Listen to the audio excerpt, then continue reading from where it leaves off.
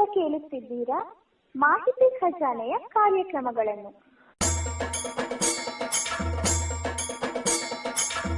ಮಾಹಿತಿ ಖಜಾನೆಯಲ್ಲಿ ಈಗ ಸುಮಧುರ ವಿವಿಧ ವಾದ್ಯಗಳ ಪರಿಚಯ ಕೇಳಿ. ಸುಮಧುರ ಸುಮಧುರ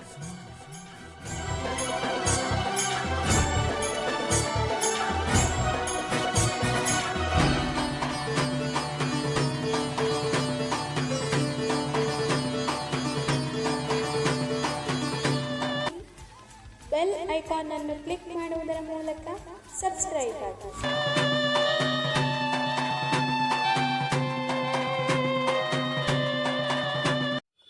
ನಮಸ್ಕಾರ ಸ್ನೇಹಿತರೆ, ಮಾಹಿತಿ ಖಜಾನೆಯ ಇವತ್ತಿನ ಸುಮಧುರ ಸಂಗೀತ ವಾದ್ಯಗಳ ಪರಿಚಯ ಮಾಲಿಕೆಗೆ ಪ್ರೀತಿಯ ಸ್ವಾಗತ. ಇವತ್ತಿನ ವಾದ್ಯ ಯಾವುದು ಅಂತ ನೀವೆಲ್ಲ ಯೋಚನೆ ಮಾಡ್ತಾ ಇರ್ಬೋದು.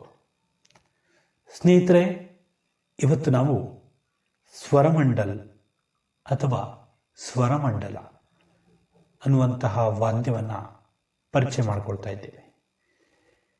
ಈ ಸ್ವರಮಂಡಲ ಅಥವಾ ಸ್ವರಮಂಡಲ್ ಅಂತಕ್ಕಂತಹ ವಾದ್ಯ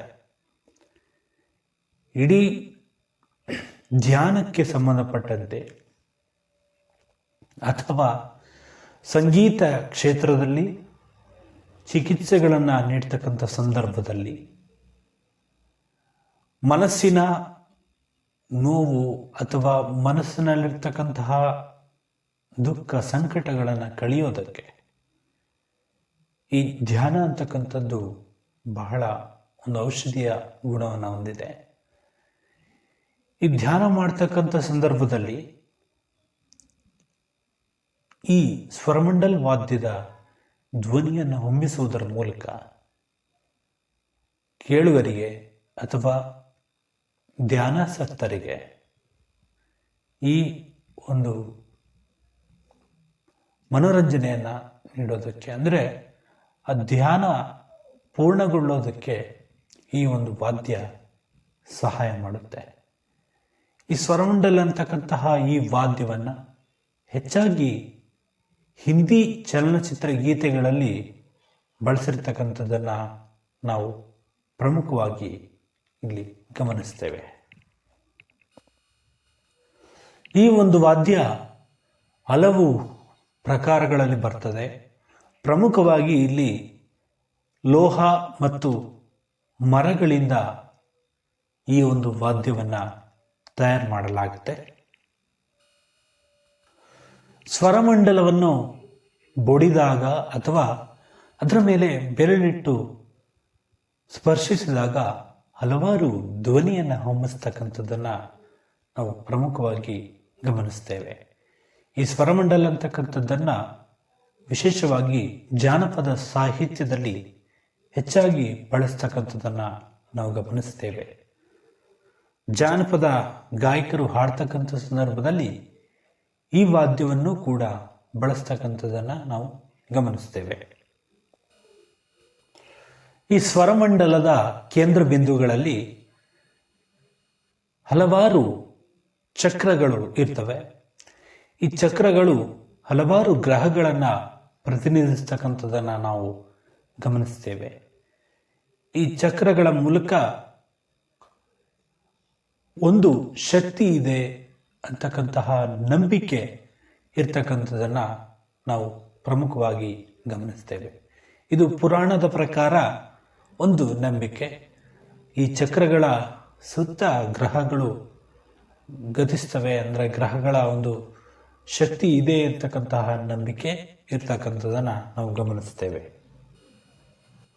ಇನ್ನು ಸಂಗೀತ ಕಲಾವಿದರು ಈ ವಾದ್ಯವನ್ನು ಬಳಸಿಕೊಂಡು ಅವರಿಗೆ ಹೇಗೆ ಬೇಕೋ ಹಾಗೆ ಈ ಸಂಗೀತದ ಸವಿಯನ್ನು ಸವಿತಕ್ಕಂಥದ್ದನ್ನು ನಾವು ಗಮನಿಸ್ತೇವೆ. ಕೆಲವರು ಅದನ್ನು ಚಲನಚಿತ್ರ ಗೀತೆಗಳಲ್ಲಿ ಬಳಸ್ಬೋದು. ಇನ್ನು ಕೆಲವರು ಸುಗಮ ಸಂಗೀತ, ಹಿಂದೂಸ್ತಾನಿ ಸಂಗೀತ, ಕರ್ನಾಟಕ ಸಂಗೀತ, ಎಲ್ಲ ಸಂಗೀತ ಪ್ರಕಾರಗಳಲ್ಲಿಯೂ ಕೂಡ ಈ ಒಂದು ವಾದ್ಯವನ್ನು ಬಳಸಿಕೊಂಡು ಅವರದೇ ಆದಂತಹ ಒಂದು ವಿಶಿಷ್ಟ ಕಲೆಯನ್ನು, ಸೃಜನಶೀಲತಾ ಒಂದು ಕಲೆಯನ್ನು ಹೊಮ್ಮಿಸ್ತಕ್ಕಂಥದ್ದನ್ನು ನಾವಿಲ್ಲಿ ಗಮನಿಸ್ತೇವೆ. ಇನ್ನು ಸ್ವರಮಂಡಲದ ವಿಧಗಳನ್ನು ನೋಡೋದಾದರೆ, ಲೋಹದ ಸ್ವರಮಂಡಲ ಇರುತ್ತೆ.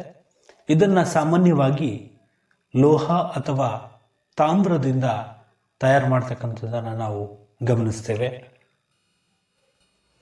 ಇನ್ನು ಮರದ ಸ್ವರಮಂಡಲ, ಇದನ್ನು ವಿವಿಧ ಮರಗಳನ್ನು ಬಳಸಿಕೊಂಡು ತಯಾರು ಮಾಡಲಾಗುತ್ತೆ. ಹಾಗೆ ಕಲ್ಲಿನ ಸ್ವರಮಂಡಲ ಕೂಡ ಇದೆ. ಇದನ್ನು ಅಲ್ಯೂಮಿನಿಯಂ ಆಕಾರದ ಕಲ್ಲುಗಳು ಅಥವಾ ಸುಣ್ಣದ ಕಲ್ಲುಗಳು ಇವುಗಳನ್ನು ಬಳಸಿಕೊಂಡು ಧ್ವನಿ ಹೊಮ್ಮಿಸ್ತಕ್ಕಂಥದ್ದನ್ನು ನಾವು ಗಮನಿಸ್ತೇವೆ. ಆದರೆ ಇತ್ತೀಚೆಗೆ ಈ ಒಂದು ಪ್ರಕಾರಗಳು ಇಲ್ಲ. ಈಗ ಇರ್ತಕ್ಕಂಥದ್ದು ಹೆಚ್ಚಾಗಿ ಲೋಹ ಅಥವಾ ತಾಮ್ರದ ಸ್ವರಮಂಡಲ ಇರ್ತಕ್ಕಂಥದ್ದನ್ನು ನಾವು ಗಮನಿಸ್ತೇವೆ. ಹಾಗೆ ತಂತ್ರಜ್ಞಾನ ಯುಗ ಏನು ಬಂದಿದೆ, ಇದರಿಂದಾಗಿ ಈಗ ಎಲ್ಲವೂ ಕೂಡ ವಿದ್ಯುತ್ ಚಾಲಿತವಾಗಿರ್ತಕ್ಕಂಥದ್ದನ್ನು ನಾವು ಗಮನಿಸ್ಬೋದು. ಈ ಸ್ವರಮಂಡಲ ಅಂತಕ್ಕಂಥದ್ದು ವೈಜ್ಞಾನಿಕವಾಗಿ ಯಾರೂ ಕೂಡ ಸಂಶೋಧನೆ ಇನ್ನೂ ಕೂಡ ಮಾಡಿಲ್ಲ. ಅದು ಇನ್ನೂ ನಡಿಬೇಕಾಗಿದೆ. ಆದರೆ ಚಿಕಿತ್ಸೆಗಳಲ್ಲಿ, ಸಂಗೀತ ಕ್ಷೇತ್ರದಲ್ಲಿ ಇದನ್ನು ಬಳಸ್ಕೊಳ್ತಾ ಇರ್ತಕ್ಕಂಥದ್ದನ್ನು ನಾವು ಪ್ರಮುಖವಾಗಿ ಗಮನಿಸ್ತೇವೆ. ಇದರ ಒಂದು ಆಕೃತಿ ಅಥವಾ ಇದರ ಒಂದು ವಿಶಿಷ್ಟತೆ ಹೇಗೆ ಬಂತು ಅಂತಕ್ಕಂತಹ ಒಂದು ವಿವರಗಳು ಸಿಗೋದು ಬಹಳ ಕಷ್ಟ ಆಗಿದೆ. ಯಾಕಂದರೆ ಇದ್ರ ಬಗ್ಗೆ ವೈಜ್ಞಾನಿಕವಾಗಿ ಯಾರೂ ಕೂಡ ಸಂಶೋಧನೆಯನ್ನು ಮಾಡಿಲ್ಲ. ಅದು ಇನ್ನೂ ನಡೀತಾನೆ ಇದೆ.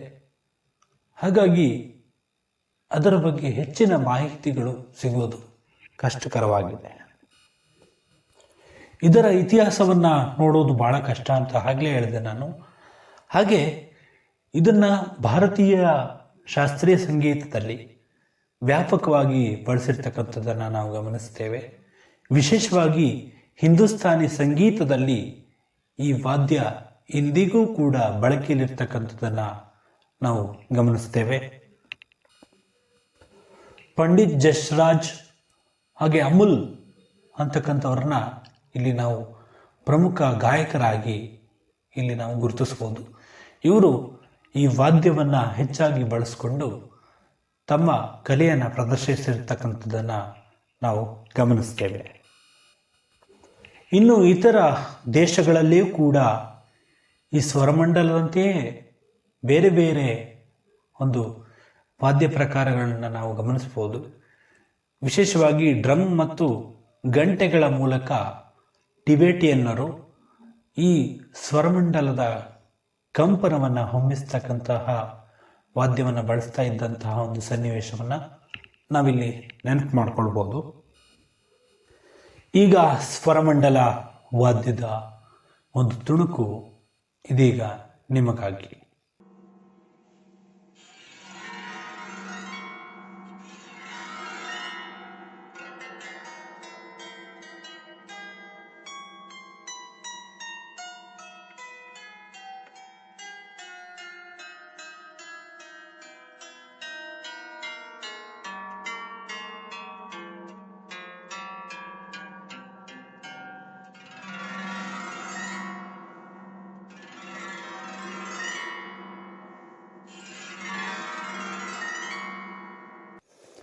ಪ್ರಿಯ ಕೇಳುಗರೆ, ಇದುವರೆಗೂ ನಾವು ಸ್ವರಮಂಡಲ್ ಅಥವಾ ಸ್ವರಮಂಡಲ ವಾದ್ಯದ ಬಗ್ಗೆ ಪರಿಚಯ ಮಾಡಿಕೊಂಡಿದ್ದೀವಿ.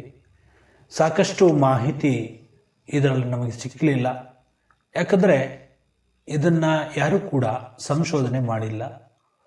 ಹಾಗಾಗಿ ಈ ಒಂದು ವಾದ್ಯದ ಬಗ್ಗೆ ಸಾಕಷ್ಟು ಮಾಹಿತಿಗಳು ಸಿಗೋದು ಕಷ್ಟವಾಗಿದೆ. ಸೊ ಈ ಕಾರ್ಯಕ್ರಮ, ಈ ಒಂದು ಪ್ರಯತ್ನ ತಮ್ಮೆಲ್ಲರಿಗೂ ಇಷ್ಟ ಆಯಿತು ಅಂತ ಭಾವಿಸ್ತೀನಿ. ತಮ್ಮೆಲ್ಲರಿಗೂ ಮಕರ ಸಂಕ್ರಾಂತಿ ಹಬ್ಬದ ಶುಭಾಶಯವನ್ನು ಮತ್ತೊಮ್ಮೆ ಕೋರ್ತಾ ಈ ಒಂದು ಕಾರ್ಯಕ್ರಮವನ್ನು ಮುಗಿಸ್ತಾ ಇದ್ದೀನಿ. ಎಲ್ರಿಗೂ ಒಳ್ಳೆಯದಾಗಲಿ.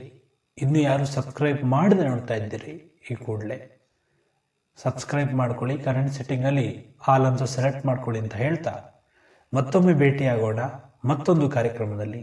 ನಮಸ್ಕಾರ.